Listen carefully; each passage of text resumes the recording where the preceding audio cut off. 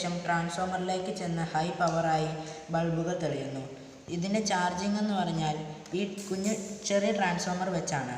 ഈ ചെറിയ transformer AC വോൾട്ടിനെ DC ആക്കി വിടുന്നു. ഇനി നമുക്ക് ഈ ഇൻവെർട്ടർ സോളാറിലും ചാർജ് ചെയ്യാം.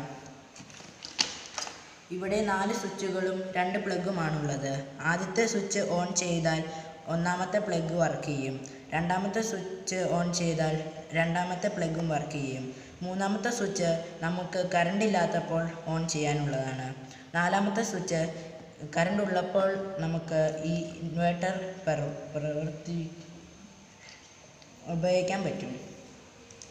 എക്സാമ്പിൾ, നമ്മൾ ഒരു ക്യാമ്പിന് പോവുകയാണെങ്കിൽ നമുക്ക് അവിടെ ആവശ്യകമായ ഒരു ഘടകമാണ് ഇലക്ട്രിസിറ്റി. അതിനായി നമ്മൾ ടോർച്ചുകളും ചെറിയ ചെറിയ ബാറ്ററികളും കൊണ്ടുപോകുന്നു. അത് കാരണം നമ്മുടെ ബാഗിന്റെ കനം കൂടുന്നു. പിന്നെ ഈ ബാറ്ററികളൊക്കെ ചാർജ് വേഗം തീരുകയും ചെയ്യുന്നു. ഈ ബാറ്ററികൾ റീസൈക്കിൾ ചെയ്യാൻ പറ്റുന്നതുമാവുകയില്ല. അതുകൊണ്ട് നമ്മൾ മനുഷ്യർ ഇത് പ്രകൃതിയിലേക്ക് വലിച്ചെറിയുന്നു. അത് കാരണം പ്രകൃതിക്ക് ഇത് ദോഷമാകുന്നു. ഒരു ഇൻവെർട്ടർ കൊണ്ടുപോകാം എന്നത് അസാധ്യകരമായ ഒരു ഘടകമാണ്. അമിത വിലയും അമിത ഭാരവും.